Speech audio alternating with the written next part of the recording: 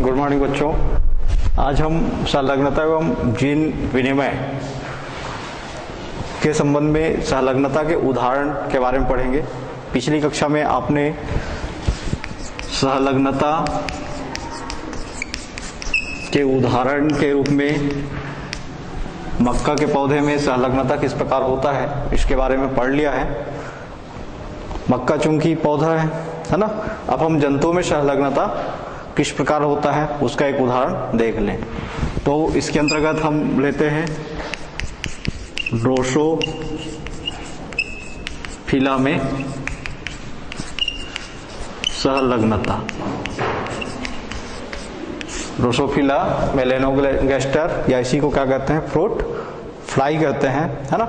इसमें संलग्नता किस प्रकार होता है, मतलब जो जीन होते हैं जो जोड़े में पाए जाते हैं और वो एक पीढ़ी से दूसरी पीढ़ी में हस्तांतरित कैसे होते हैं इसके बारे में देखेंगे। ठीक है। तो जो ड्रोसोफिला होता है, इस ड्रोसोफिला में दो प्रकार के जो इसकी प्रजातियां है ना, नर और मादा के बीच जब आपस में क्रॉस कराया गया तो ये देखा गया कि जो पहले संतति में पहले पीढ़ी में जो गैमेट्स बने है ना, जो जनक बने या संतान बना, उन संतान में एक ही प्रकार के कैरेक्टर्स उत्पन्न हुए।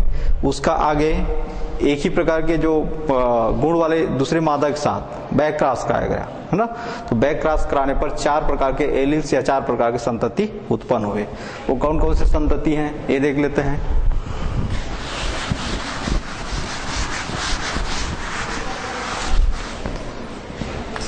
सबसे पहले ग्रे बॉडी, मतलब जिसका शरीर क्या हो, ग्रे रंग का हो, है ना, और उसका विंग जो है वेस्टिजियल हो, अर्थात अवशेषी हो, है ना।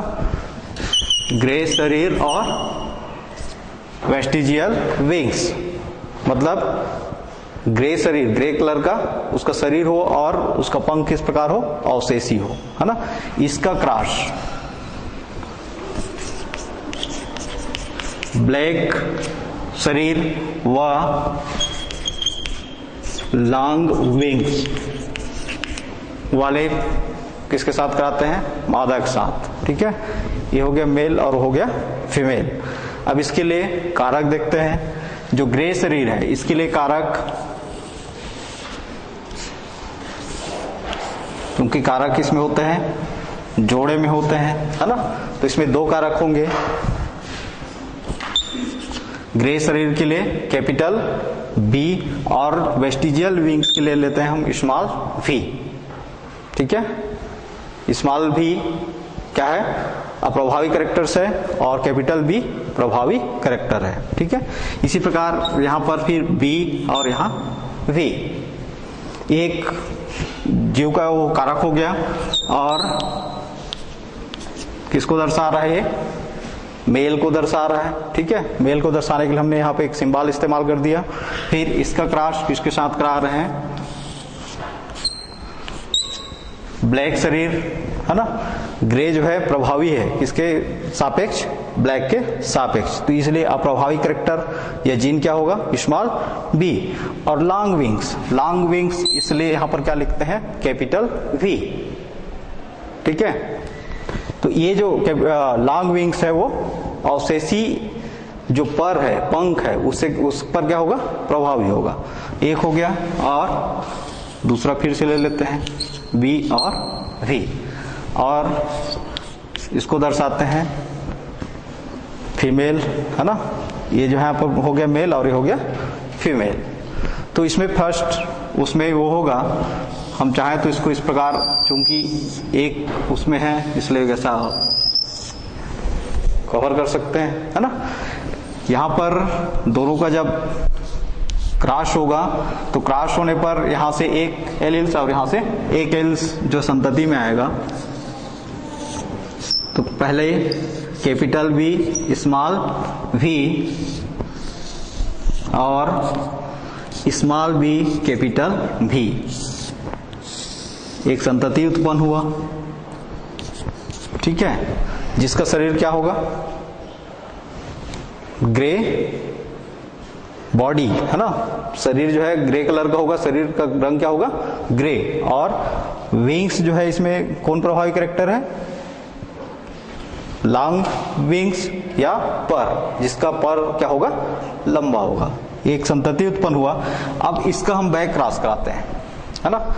ये जो पहले पीढ़ी में जो उत्पन्न ऑटोगेमी है, हाइड्रोगेमी कहते हैं, डाई हाइड्रोगेमी या फिर ऑटोगेमी, इसको जो है किसके साथ क्रॉस कराते हैं, एक ऐसे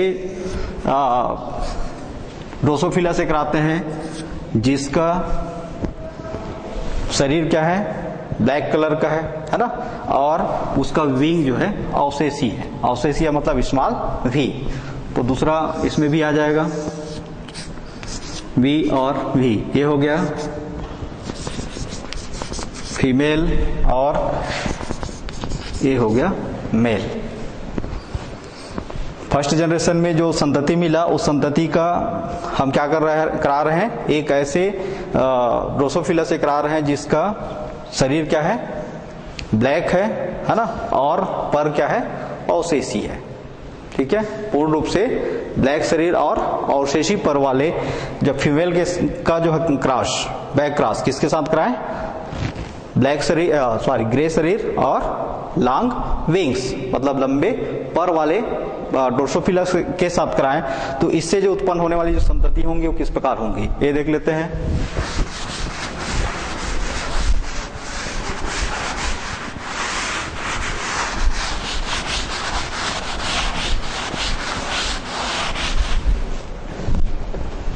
चलिए इसी को एक बार ऊपर फिर से लिख देते हैं, बी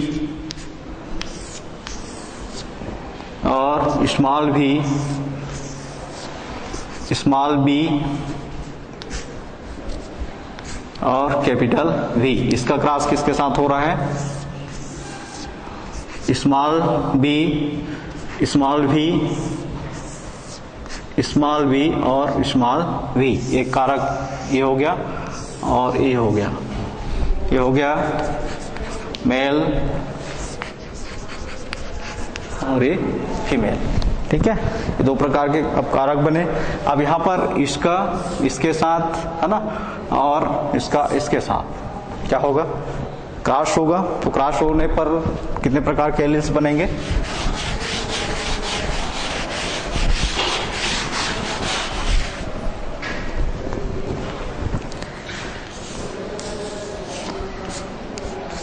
पहला प्रभावी कारक क्या है, कैपिटल बी, और यहां पर क्या है, स्मॉल वी। इसमें ए आएगा, स्मॉल बी और स्मॉल वी। इसका शरीर क्या होगा, शरीर होगा ग्रे, है ना, ग्रे शरीर और अवशेषी पर, है ना। ग्रे शरीर जो है प्रभावी करेक्टर हो गया, और दूसरा करेक्टर क्या दर्शा रहा है, दोनों में भी है, दोनों में भी है मतलब किसको दर्शा रहा है, वो अवशेषी पर को दर्शा रहा है। ठीक है, एक हो गया। इधर दूसरे में देख लेते हैं, यहां पर है स्मॉल बी और कैपिटल वी, और यहां पर है स्मॉल बी और स्मॉल वी। ये दूसरा संतति बना। ठीक है, अब इसका शरीर कैसे होगा, काला शरीर व लंबा पंख पर। ठीक है, तो इस प्रकार से दो संतति बने। इनका आगे फिर से वो करें तो कितने एलील्स बनेंगे, 4 प्रकार के एलील्स बनेंगे। वो 4 प्रकार के एलील्स कौन कौन से होंगे, एक तो ग्रे शरीर व अवशेषी, ग्रे शरीर प्लस अवशेषी पर वाले, है ना। दूसरा क्या बन रहा है, काला शरीर। ठीक है, दूसरा काले शरीर प्लस सामान्य पर वाले। फिर तीसरा इसमें बनेगा काला शरीर व काले शरीर प्लस अवशेषी पर वाले। और चौथा संतति बनेगा ग्रे शरीर प्लस लंबे पर। अब इनके बीच अनुपात देख लेते हैं, कौन कितना परसेंट बनेगा। ठीक है, तो यहाँ पर ये जो ग्रे शरीर और अवशेषी पर वाले जो ड्रोसोफिला बनेंगे संतति में, है ना, उनके परसेंट कितना होगा 41.5। इसी प्रकार काला शरीर और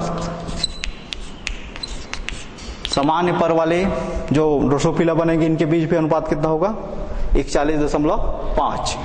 फिर यहाँ पर जो काला शरीर है ना, काला शरीर और अवशेषी पर, इनकी जो प्रतिशत मात्रा होगा 8.5% और इसमें भी होगा 8.5%। अब ये दोनों 8.5 और 8.5 को जोड़ें कितना परसेंट होगा 17%, है ना।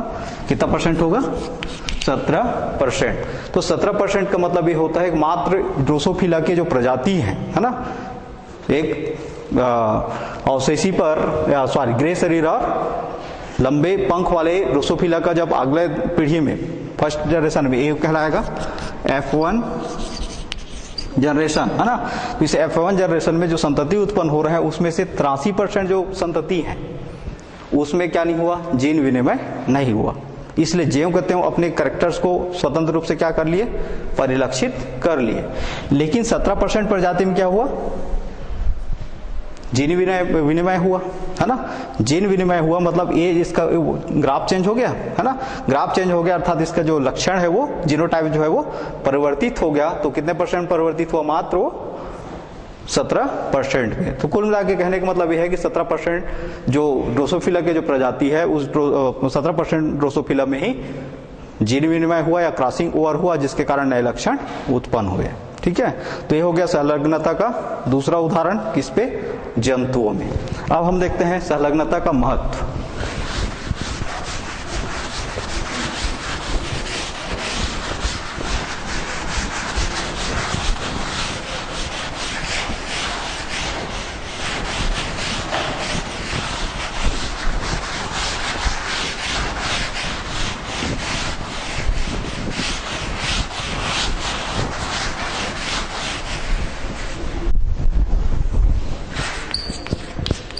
संलग्नता का महत्व। संलग्नता का क्या महत्व है जीवों के वंशागति होने में या आनुवांशिकता में, है ना। तो हमें संलग्नता का परिभाषा हमने पढ़ लिया है कि एक गुणसूत्र में उपस्थित समस्त जीन की एक चेष्टा होती है या एक प्रवृत्ति होती है, कोई एक साथ एक पीढ़ी से दूसरी पीढ़ी में क्या हो, हस्तांतरित हो, है ना। और जब एक पीढ़ी से दूसरी पीढ़ी में जब वो हस्तांतरित होता है तो कुछ कैरेक्टर जो है अपने मूल को लेके आता है और कुछ जो है उसमें क्या होंगे, कुछ कैरेक्टर्स क्या होंगे, कुछ लक्षण क्या होंगे, परिवर्तित होंगे। परिवर्तित कब होंगे, जब उनमें युग्मन और प्रतिकर्षण होगा या फिर क्रॉसिंग ओवर होगा। ठीक है, तो संलग्नता से हमें क्या क्या मिलता है। एक तो पहला इसके अंतर्गत हम लिख सकते हैं जनक लक्षण। जब भी संलग्नता होता है जीवों में, जब भी संलग्नता होता है तो उसके 50% कैरेक्टर जो है किसके होते हैं, जनक के होते हैं। 50% जो लक्षण जो है उस संतान में, है ना, किसका होता है, जनक का ही होता है।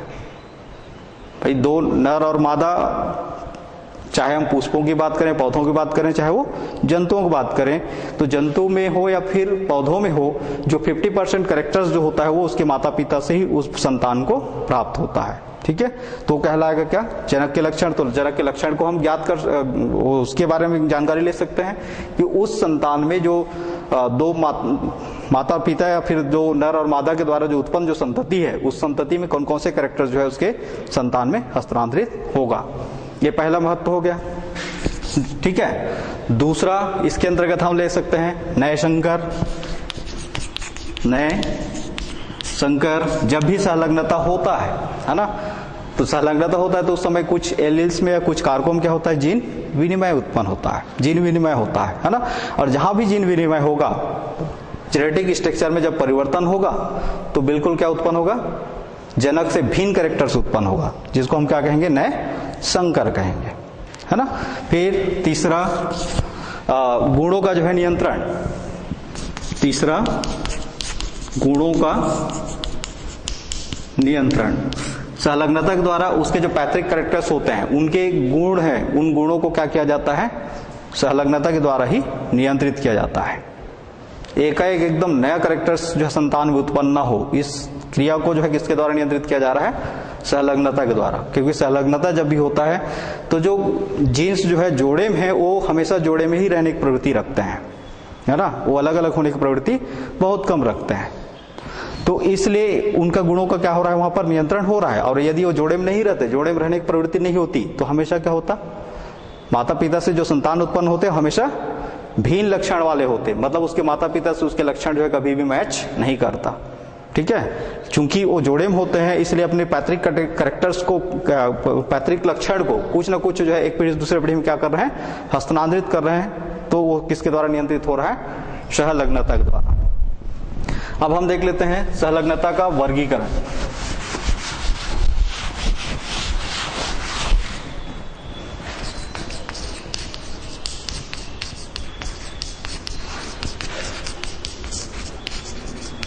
सहलग्नता का वर्गीकरण, तो जो जीव होते हैं उनमें जो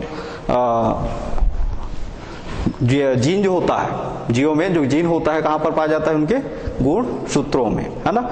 और गुण सूत्रों में जो जीन उपस्थित हैं वो जब भी पैतृक कैरेक्टर्स एक पीढ़ी से दूसरी पीढ़ी में हस्तांतरित होता है या वंशगत होता है, उस समय उनकी ये प्रवृत्ति होती है कि वो एक साथ परिवर्तित हो। तो उसमें से कितने % जो है जीन पूरा एक साथ एक पीढ़ी से दूसरी पीढ़ी में हस्तांतरित हो रहे हैं और कितने % नहीं हो रहे हैं, इस आधार पर सहलग्नता को 2 भागों में वर्गीकृत किया गया है। एक तो पूर्ण सहलग्नता और दूसरा अपूर्ण सहलग्नता। सहलग्नता कितने प्रकार के हो गए? 2 प्रकार के। ठीक है, पूर्ण सहलग्नता और दूसरा अपूर्ण सहलग्नता। पूर्ण सहलग्नता का मतलब ये होता है कि एक गुणसूत्र में उपस्थित समस्त जीन एक पीढ़ी से दूसरी पीढ़ी में जब हस्तांतरित हो रहा है पूर्ण रूप से, ठीक है, तब उस सहलग्नता को हम क्या कहेंगे? पूर्ण सहलग्नता। जैसे आपने अभी देखा किसमें, उदाहरण ड्रोसोफिला में। तो ड्रोसोफिला में जो है सहलग्नता जो होता है किस प्रकार का होता है? पूर्ण सहलग्नता होता है, अर्थात एक गुणसूत्र में उपस्थित समस्त जीन एक पीढ़ी से दूसरी पीढ़ी में हस्तांतरित होता है। ठीक है, इसी कारण मात्र कितने % कैरेक्टर्स में परिवर्तन होता है? 17% कैरेक्टर्स में ही परिवर्तन होता है, बाकी जीव का तेव मिलता है। ठीक है, फिर दूसरा अपूर्ण सहलग्नता। तो अपूर्ण सहलग्नता का मतलब होता है, ये होता है कि एक गुणसूत्र में उपस्थित जो समस्त जीन एक साथ एक पीढ़ी से दूसरी पीढ़ी में ना जाकर कुछ % क्या होते हैं? बच जाते हैं, है ना। मतलब कुछ % जो है एक पीढ़ी से दूसरी पीढ़ी में हस्तांतरित होगा और कुछ जो है दूसरे जनकों में या दूसरे संतान में जो है हस्तांतरित होता है। तो उस प्रकार की सहलग्नता को कहते हैं अपूर्ण सहलग्नता। इसका उदाहरण आपने किसमें पढ़ा? मक्का में पढ़ा, है ना। सहलग्नता का हमने पहला उदाहरण क्या लिया था? मक्का में सहलग्नता। ठीक है, और जंतु के अंतर्गत किसका हमने पढ़ा है? ड्रोसोफिला का, ड्रोसोफिला में सहलग्नता।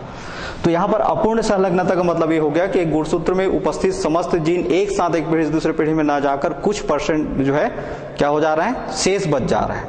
मतलब सभी जीन्स ना जाकर कुछ जीन्स जो है क्या हो जाते हैं? पिछले जनक में ही रुक जाते हैं, क्रॉसिंग ओवर होने के कारण। ठीक है, तो उस प्रकार की सहलग्नता को हम क्या कहेंगे? अपूर्ण सहलग्नता। आधुनिक वैज्ञानिकों के द्वारा जब सहलग्नता का पुनः अध्ययन किया गया, है ना, तो वैज्ञानिकों के द्वारा इस सहलग्नता को फिर से 2 भागों में विभाजित किया गया।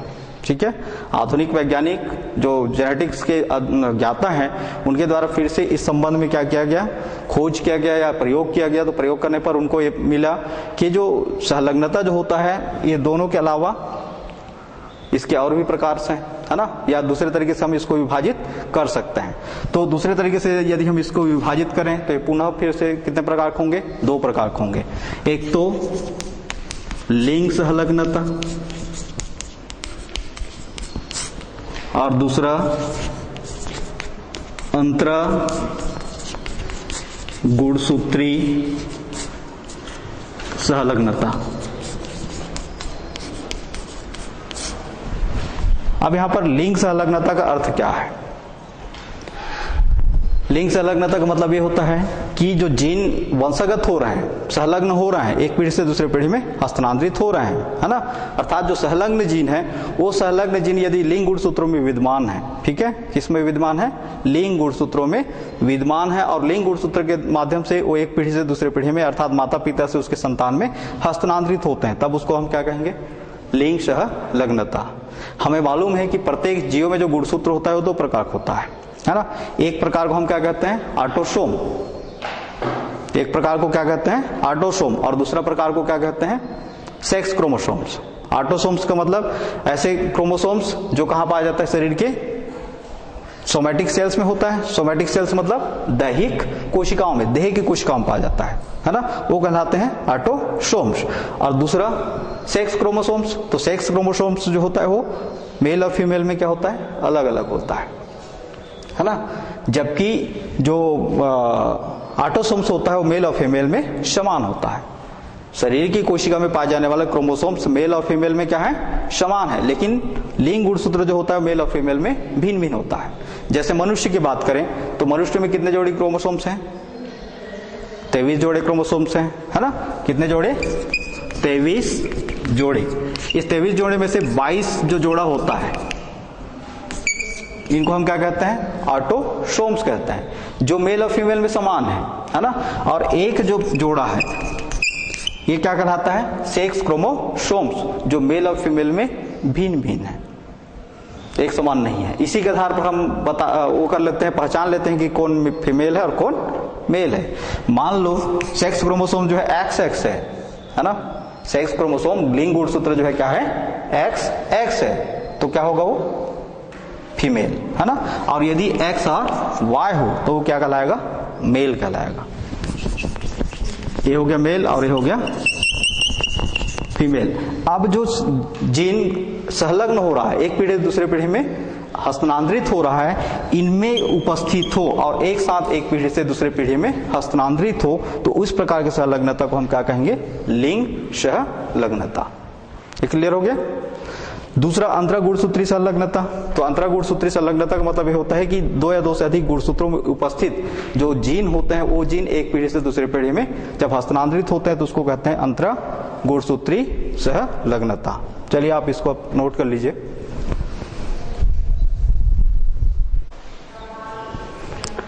तो ये हो गया संलग्नता के आधुनिक वर्गीकरण। आधुनिक वैज्ञानिकों द्वारा संलग्नता को कितने भागों में बांट दिया गया है, 2 भागों में बांट दिया गया है, ठीक है।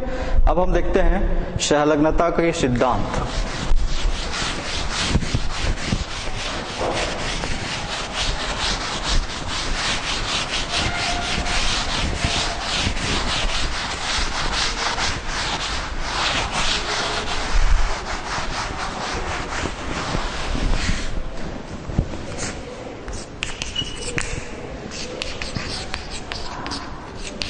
संलग्नता के सिद्धांत या नियम। संलग्नता के संबंध में पहले भी वैज्ञानिकों द्वारा अवधारणाएं प्रस्तुत किया गया था, है ना। आगे फिर से संलग्नता के संबंध में जो है, जब प्रयोगों को पूर्ण किया, प्रयोगों के जो परिणाम आए, उस प्रयोगों के परिणाम के आधार पर फिर से क्या दिया गया, उसके सिद्धांत दिए गए। जिसमें से पहला सिद्धांत है विभेदकी बहुगुणन सिद्धांत।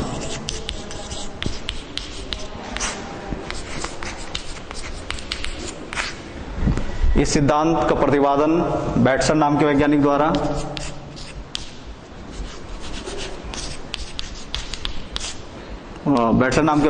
दिया गया था, है ना। बैटसन नाम के वैज्ञानिक के अनुसार संलग्नता जीवों के जो गुणसूत्र होते हैं, है ना, उन गुणसूत्र कहाँ पाए जाते हैं, शरीर की कोशिकाओं में। वो कोशिकाओं में जो है विभेदकी बहुगुणन होता है। विभेदकी मतलब एक समान बहुगुणन न होकर भिन्न भिन्न तरीके से क्या हो रहा है, बहुगुणन हो रहा है। हमें मालूम है कोशिकाएं जो है विभाजित होकर अपने समान नई कोशिकाएं बना लेते हैं, ठीक है। चाहे वो सोमैटिक सेल्स के हो या फिर लिंग जो गुणसूत्र होता है, मतलब लिंग जो कोशिका होते हैं उनके हो, है ना। ये जो कोशिका विभाजन जो होता है वो मुख्य रूप से कितने प्रकार का होता है, 2 प्रकार के, समसूत्री और अर्धसूत्री। समसूत्री कोशिका विभाजन कहाँ होता है, शरीर की सोमैटिक सेल्स में, शरीर के दैहिक कोशिकाओं में। जबकि अर्धसूत्री विभाजन जो होता है वो कहाँ होता है, लिंग कोशिकाओं में, ठीक है। तो उनमें लगातार क्या होता है, विभेदकी बहुगुणन होता है। बहुगुणन मतलब होता है मतलब उसकी अपनी संख्या को बढ़ाते हैं। तो जो कारक जो जोड़े में रहते हैं, जब बहुगुणन होता है तो उस समय फिर अलग हो जाते हैं और एक स्थिति ऐसी आती है फिर से वो आपस में जुड़कर फिर से क्या बना लेते हैं, जोड़ा बना लेते हैं, ठीक है। तो ये कहलाता है क्या, संलग्नता का विभेदकी बहुगुणन सिद्धांत। दूसरा सिद्धांत दिया गया संलग्नता का गुणसूत्री सिद्धांत। गुणसूत्री सिद्धांत, इस सिद्धांत को कैस्टन और मॉर्गन नाम के वैज्ञानिकों द्वारा सन 1901 में प्रस्तुत किया गया।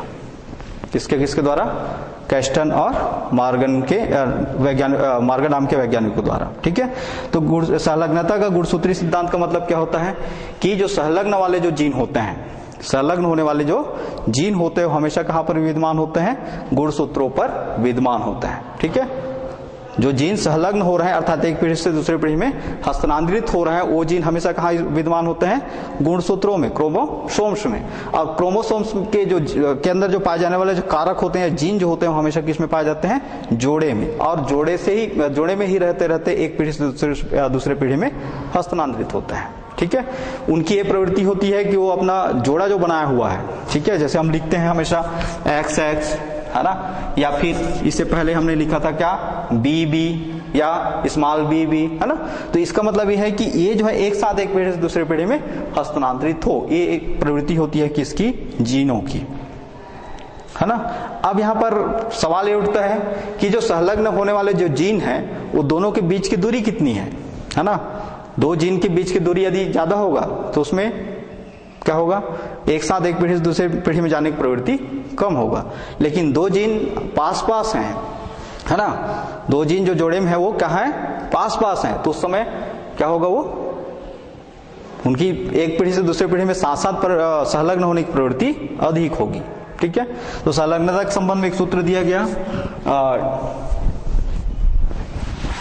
D व्युत्क्रमानुपाती S, D व्युत्क्रमानुपाती क्या, S, जहां पर D जो है संलग्न होने वाले जीनों के बीच की दूरी को दर्शाता है। D क्या दर्शा रहा है, संलग्न होने वाले, यहां लिख सकते हैं, जहां D बराबर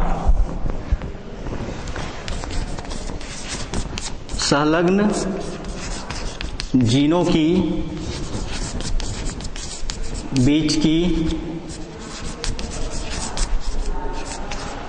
दूरी और S जो है संलग्न की शक्ति को दर्शाता है, संलग्नता की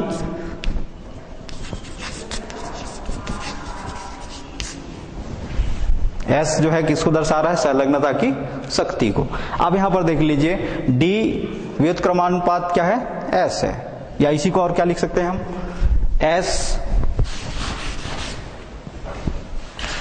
S व्युत्क्रमानुपात 1/D, मतलब इसको उल्टा भी कर सकते हैं, ठीक है। अब यहां पर S किसको दर्शा रहा है, संलग्नता की शक्ति को, मतलब संलग्नता कितना प्रबल होगा उसको दर्शा रहा है। और D जो है जो संलग्न होने वाले जीनों की बीच की दूरी को प्रदर्शित कर रहा है, और दोनों एक दूसरे के क्या है, व्युत्क्रमानुपात में है, व्युत्क्रमानुपात में है, अर्थात संलग्नता की शक्ति, है ना, संलग्नता की शक्ति जो है किस पर डिपेंडेंट है, जीनों के बीच की दूरी पर। यदि जीनों के बीच की दूरी कम है तो संलग्नता की शक्ति क्या होगा, अधिक होगा, और जीनों के बीच की दूरी अधिक है तो संलग्नता की शक्ति क्या होगा, कम होगा। ये क्लियर हो गया। व्युत्क्रमानुपात में जब रहते हैं तब एक को हम बढ़ाते हैं तो दूसरा का मान क्या होता है, घटता है, और एक का मान बढ़ता है तो दूसरा का मान घटता है। तो यहाँ पर पूरा डिपेंडेंट किसके ऊपर है, दो जीन जो एक साथ संलग्न हो रहे हैं उनके बीच की दूरी पर, ठीक है। ये जीनों के बीच की दूरी को यदि हम बढ़ा दें तो संलग्नता का जो शक्ति है वो क्या हो जाएगा, घटता जाएगा, है ना, और इसकी दूरी को कम कर दिया जाए तो इसका मान क्या होता जाएगा, संलग्नता की शक्ति कम बढ़ता जाएगा, ठीक है। तो ये हो गया संलग्नता का गुणसूत्री सिद्धांत। अब हम देखते हैं जीन विनिमय, क्रॉसिंग ओवर।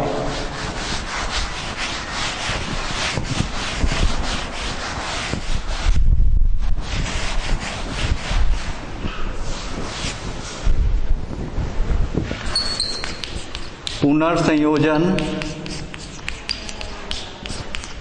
एवं जीन विनिमय। पुनर्संयोजन मतलब रिकॉम्बिनेशन है ना, और फिर जीन विनिमय मतलब क्रॉसिंग ओवर। तो यहाँ पर जीन विनिमय का अर्थ क्या होता है? हमें मालूम है प्रत्येक जीव में जो कोशिका विभाजन होता है वो दो प्रकार का होता है, ठीक है। एक मुख्य रूप से दो प्रकार का होता है, तीसरा भी होता है, लेकिन तीसरा का यहाँ पर कोई महत्व नहीं है, जो उस श्रेणी के जीव है उनमें, है ना। तो दो प्रकार के कोशिका विभाजन होगा, एक तो समसूत्री विभाजन और दूसरा अर्धसूत्री विभाजन। समसूत्री कोशिका विभाजन और दूसरा अर्धसूत्री कोशिका विभाजन। ये जो समसूत्री कोशिका विभाजन होता है जीवों के शरीर में हमेशा सोमैटिक कोशिकाओं में होता है, और अर्धसूत्री कोशिका विभाजन जो होता है हमेशा जनन कोशिकाओं में होता है। अर्धसूत्री कोशिका विभाजन कहाँ हो रहा है? जनन कोशिकाओं में, ठीक है। अब जब जनन कोशिका में विभाजन होता है तो ये जो कोशिका विभाजन होता है इसमें क्या होते हैं, दो कोशिकाएं आपस में, एक कोशिका जो है विभाजित होकर कितने कोशिकाएं बनाते हैं? 4, जिसमें गुणसूत्रों की संख्या आधी रह जाती है। जबकि इसमें समसूत्री विभाजन जब भी होता है सोमैटिक सेल्स में, तो एक कोशिका विभाजित होकर कितने कोशिका बनाएगा? 2, जिनमें गुणसूत्रों की संख्या क्या होगा? जनक के समान होगा, है ना। जबकि इसमें जनक के समान नहीं होता, बल्कि जनक का कितना हो जाता है? आधा हो जाता है। तो यहाँ पर एक कोशिका विभाजन मतलब समसूत्री कोशिका विभाजन हो रहा है, उसमें कोशिकाएं जो है हमेशा, गुणसूत्र जो है हमेशा क्या है? समान है ना। तो एक ही स्टेप में एक जो है प्रावस्था में जो है कंप्लीट हो जाता है। एक प्रावस्था मतलब कौन कौन से इसकी प्रावस्थाएं आएंगे? 4 प्रावस्थाएं हैं, 4 प्रावस्थाओं से होकर ये पूर्ण हो जाएगा। जबकि ये जो है 2 बार होता है, मतलब अर्धसूत्री विभाजन जब भी होता है तो 2 बार विभाजन होता है। अर्धसूत्री विभाजन प्रथम और अर्धसूत्री विभाजन क्या? द्वितीय, है ना। अर्धसूत्री विभाजन प्रथम जो है आगे 5 उपप्रवस्थाओं से होकर गुजरता है ना। अर्धसूत्री विभाजन प्रथम का जो पहला प्रावस्था है, ठीक है, पहला जो प्रावस्था है वो प्रावस्था जो है कितने उपप्रवस्थाओं से होकर गुजरता है? 5, जिसमें से कौन कौन से उपप्रवस्थाएं हो गए? लिप्टोटीन, है ना, फिर पैकेटीन, फिर जाइगोटीन, फिर डिप्लोटीन और डाइकानेसिस। तो इसमें जो तीसरा प्रावस्था जाइगोटीन, इस प्रावस्था में 2 समजात गुणसूत्र जो होते हैं उनके एलिल्स एक दूसरे को क्या करते हैं? क्रॉस करते हैं, है ना। और क्रॉस जिस स्थान से क्रॉस कर रहे हैं, जहां पर काइज़मा बन रहा है, वहां से वो एलिल्स जो है क्या हो जाता है? टूट जाता है। जैसे गुणसूत्र जो है हमेशा किसमें पाए जाते हैं? जोड़े में। जैसे एक गुणसूत्र हो गया, ये दूसरा गुणसूत्र हो गया, क्या पे काइज़मा बना, उसी प्रकार एक और ये दूसरा,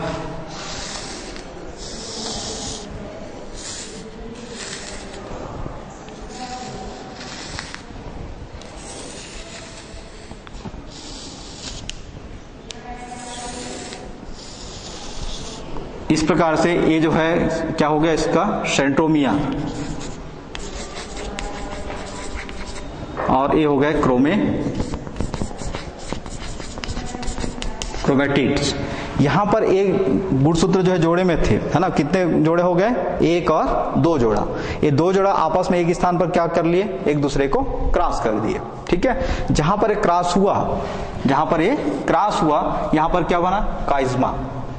क्या बना? काइज़मा। अब यहां पर देख रहे हैं हम, ये जो है ए वाला ए भाग हो गया और ये बी हो गया, और इसका ए वाला भाग ए और ए वाला भाग हो गया बी। जहां से टूटेगा, मतलब जहां से दोनों आपस में क्रॉस करेंगे, वहां से क्या हो जाएगा? गुणसूत्र बदल जाएगा। बदल जाएगा मतलब ए जो है किसके साथ जुड़ जाएगा? स्मॉल बी के साथ, ठीक है। और दूसरा स्मॉल ए जो है किसके साथ जुड़ जाएगा? कैपिटल बी के साथ। तो यहां पर गुणों में क्या होगा? विनिमय होगा। मतलब यहां से लेकर यहां तक का जो जेनिक स्ट्रक्चर है ना, यहां से लेकर यहां तक का जो जेनिक स्ट्रक्चर है, इसके जेनिक स्ट्रक्चर में क्या हो गया? मिल गया। तो उसके गुण में क्या होंगे? अंतर आएगा, परिवर्तन होगा, है ना। मतलब गुण क्या होंगे? यहाँ पे बदल जाएंगे। तो इसी घटना को क्या कहते हैं हम? जीन विनिमय या क्रॉसिंग ओवर। जब भी क्रॉसिंग ओवर होता है तो नए लक्षण उत्पन्न होता है, और इसी कारण 50% कैरेक्टर्स जो है माता पिता के संतान में हस्तांतरित होते हैं या वंशगत होते हैं, और शेष कैरेक्टर पूर्वजों से या फिर वातावरणिक परिवर्तन से आता है। ठीक है, फिर दूसरा इसमें देख लेते हैं,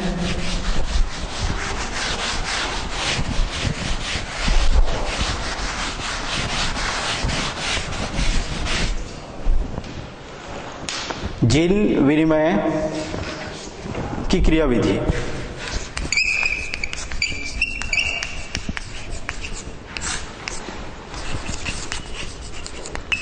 जीन विनिमय की क्रिया विधि। तो जीवों में जो अर्धसूत्री विभाजन होता है, उस अर्धसूत्री विभाजन के प्रथम अर्धसूत्री विभाजन की पहला जो प्रावस्था होता है वो आगे 5 प्रावस्थाओं से होकर गुजर रहा है। तो उसमें से जो जायगोटीन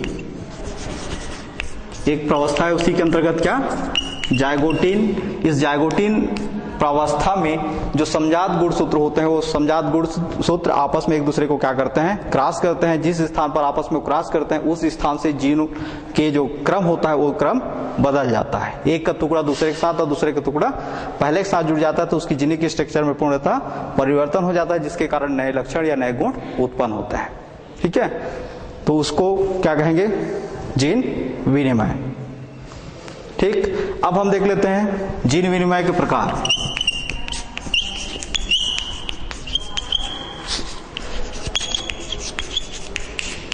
जीन विनिमय के प्रकार। तो जीन विनिमय जो है काइज्मा के ऊपर बनने के आधार पर निम्नलिखित 4 प्रकार के होते हैं। क्या क्या?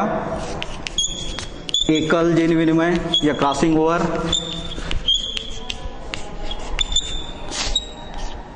एकल जीन विनिमय या क्रॉसिंग ओवर, जब 2 समजात गुणसूत्र के एलिल्स जो है आपस में एक ही काइज्मा का निर्माण करते हैं। कितने काइज्मा का निर्माण करते हैं? एक। तब वो क्या कहलाएगा? एकल crossing over, single crossing over या फिर एकल जीन विनिमय। दूसरा इसके अंतर्गत हम देख लेते हैं बहुक्रॉस।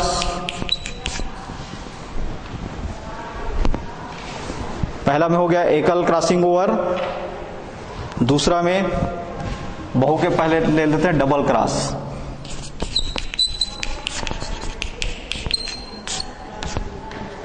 डबल क्रॉस विनिमय या फिर जीन विनिमय, जब एक से अधिक काइज्मा, मतलब जब क्रॉसिंग ओवर होता है ना, तो यदि 2 काइज्मा का निर्माण हो, जो समजात एलिल्स हैं या क्रोमेटिड्स हैं आपस में जिस स्थान पर क्या कर रहे हैं, एक दूसरे को क्रॉस कर रहे हैं और क्या बना रहे हैं, काइज्मा बना रहे हैं। तो काइज्मा जो है यदि सिंगल बन रहा है तो क्या कहलाएगा? एकल, और यदि डबल बन रहा है तब क्या कहलाएगा? Double crossing over. जैसे इसी पर देख लेते हैं समजात गुणसूत्र हो गए, ये सेंट्रोमियर से ये दूसरा सेंट्रोमियर, एक क्रॉसिंग हुआ, एक काइज्मा बना। ठीक है, ये आगे फिर से यहां पर क्या करता है, ऐसा फिर से एक बार क्रॉस कर ले। ठीक है, तो यहाँ पर एक गुणसूत्र में कितने बार क्रॉस हो रहा है, काइज्मा बन रहा है? 1 और 2 बार बना है, तो ये क्या कहलाएगा? डबल क्रॉसिंग ओवर कहलाएगा।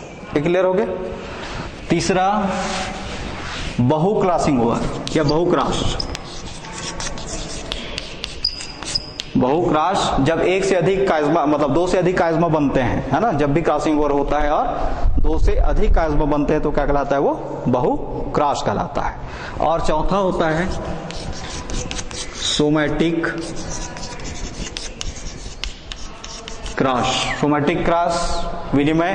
तो सोमैटिक क्रॉस विनिमय में क्या होता है कि जो गुणसूत्र होते हैं, है ना, लिंग गुणसूत्र होते हैं, उनमें तो इस प्रकार का क्रॉसिंग ओवर हुआ। कभी कभी ये होता है कि जो सोमैटिक कोशिका के सोमैटिक सेल्स में उपस्थित जो गुणसूत्र होते हैं उनमें भी जीन विनिमय हो जाता है। ठीक है, विशेष परिस्थितियों में, विशेष कंडीशन में। तो जो जब सोमैटिक कोशिकाओं में उपस्थित गुणसूत्रों में जब क्रॉस हो, जीन विनिमय हो, है ना, और काइज्मा का निर्माण हो, तो क्या कहलाएगा? वो सोमैटिक क्रॉस विनिमय। तो इस तरीके से जीन विनिमय कितने प्रकार के हो गए? 4 प्रकार के। अब जीन विनिमय का क्या महत्व है ये देख लेते हैं।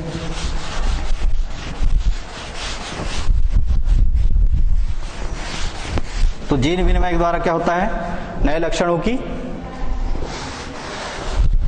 नए लक्षणों की क्या होती है, उत्पत्ति होती है। मतलब दो जनकों से जो संतान उत्पन्न हो रहा है वो संतान सेम टू सेम उत्पन्न न होकर 100% करेक्टर जो है हस्तांतरित न होकर उसके 50% करेक्टर से हस्तांतरित होते हैं और नए लक्षण की उत्पत्ति होती है। जब ये नए लक्षण उत्पन्न होते हैं तो वो अपने जिस वातावरण में रह रहा है उस बदलते हुए वातावरण या उस बदलते हुए परिवेश के में जो है उस जीव को अपने आप को उस वातावरण के अनुरूप ढालने में क्या करता है, मदद करता है। ठीक है। फिर जीन विनिमय को प्रभावित करने वाले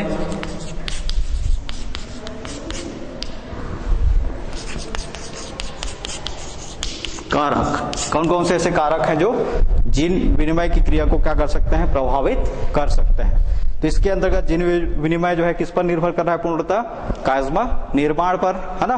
और कायस्मा का निर्माण जो है किस पर निर्भर करता है, वातावरणिक दशा पर।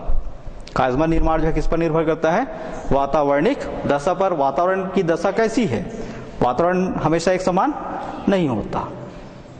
ठीक है। तो जैसे जैसे वातावरण में परिवर्तन होगा उसके अनुरूप जीवों को जो है ढालने के लिए, उस वातावरण के अनुरूप ढालने के लिए जो है उनमें कुछ न कुछ जेनेटिक स्ट्रक्चर में या जीनिक स्ट्रक्चर में क्या होता है, परिवर्तन होता है। तो उस परिवर्तन के कारण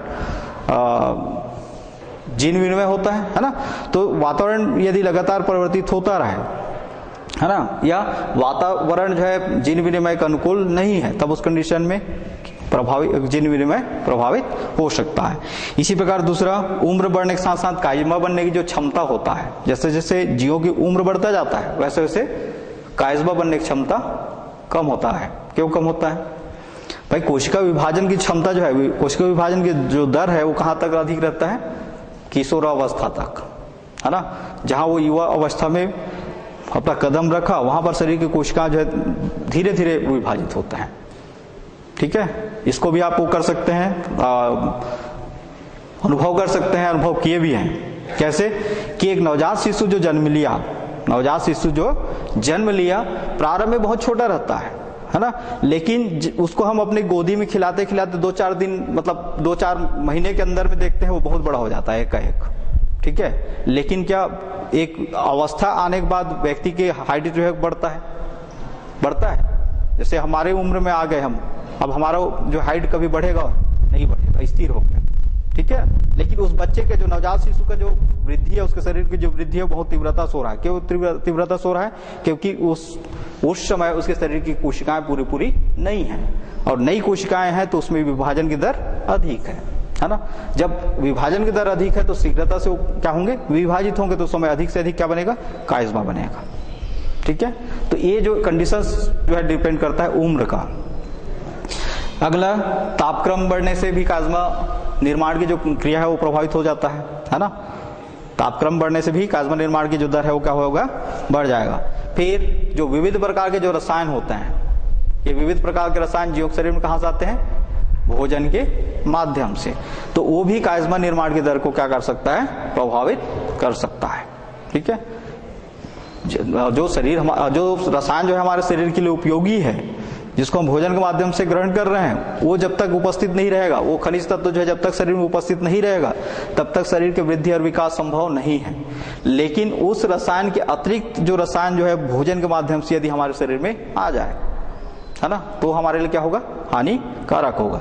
जैसे अभी आप जो भी भोज्य पदार्थ ग्रहण कर रहे हैं, ले रहे हैं, खा रहे हैं, है ना, एक सिंपल सा अभी मौसमी फल निकला हुआ है, क्या, तरबूज, है ना। तरबूज को जो है लाल, मतलब रसदार या लाल बनाने के लिए क्या करते हैं लोग, उस पर नीडल की सहायता से केमिकल डालते हैं। ठीक है। नीडल की सहायता से क्या डाल दिया उसमें, केमिकल, जिससे उसका कलर जो है पूरा चेंज हो गया। नेचुरल नहीं है, वो आर्टिफिशियल कलर है ना। जितने भी फल मिल रहे हैं उसमें से अधिकांश फलों में वही होता है। आप नींबू खरीद रहे हैं मार्केट से, वो नींबू जो है एक्चुअल में उतना इस समय इस मौसम में उतना रसीला हो संभव नहीं है ना। लेकिन फिर भी आपको दिखाने के लिए क्या करेंगे, एक नींबू को काटकर तुरंत वहां में निचोड़ के दिखाएंगे कि इसमें कितना रस है, और ये रस क्या है, वो अतिरिक्त पानी है या फिर अतिरिक्त रसायन है। ठीक है ना। फिर वैसी सब्जियों में देखते हैं, सब्जी उगाने वाला क्या करता है, जब वो उसको दूसरा दिन बहुत मात्रा में जो है उत्पादन की आवश्यकता है तो क्या करेगा, रात को उसमें एक विटामिन मतलब एक दवाई आता है, उस दवाई को छिड़क देगा, उस रसायन को छिड़क देगा, है ना। दूसरा दिन जो है उस जो भी सब्जी उगाया है उसकी मात्रा जो है उसका उत्पादन की दर जो है बढ़ जाएगा। एकाएक रात भर में जो है उसका आकार बहुत बढ़ जाएगा। जैसे गोभी के बाद, है ना, नेचुरल गोभी जो है मुश्किल से आधा किलो का होता है, लेकिन उस टाइप का जो हाइब्रिड वाला जो गोभी है वो 2 किलो 2.5 किलो का मिल जाता है। तो 2.5 किलो 3 किलो का गोभी आपको मिल गया, आप उससे खुश हो गए। क्यों खुश हो गए? कि उसी रेट में, है ना, कम रेट में जो है हमको ज्यादा सामग्री मिला, लेकिन उसमें जो रसायन है वो आपके लिए उपयोगी नहीं है। तो आप मुफ्त में क्या खरीद रहे हैं? बीमारियों को खरीद रहे हैं। तो वो रसायन जो है क्या करेगा? शरीर की क्रियाओं को प्रभावित करेगा। जिसमें शरीर की क्रियाओं को प्रभावित करेगा उसके साथ साथ जीन विनिमय की क्रिया भी क्या होगा? प्रभावित होगा। ठीक है, तो इस तरीके से हो गया जीन विनिमय को प्रभावित करने वाले कारक। तो यहाँ पर हमने एक और लिया था टॉपिक लिंग निर्धारण, तो इसको आप नेक्स्ट कालखंड में पढ़ेंगे, है ना। इस कालखंड में आपने क्या पढ़ा? संलग्नता के उदाहरण किस पर? ड्रोसोफिला में, है ना। फिर संलग्नता का क्या महत्व है, उसके बाद संलग्नता का वर्गीकरण और जीन विनिमय, इसके बारे में अध्ययन किया। Thank you.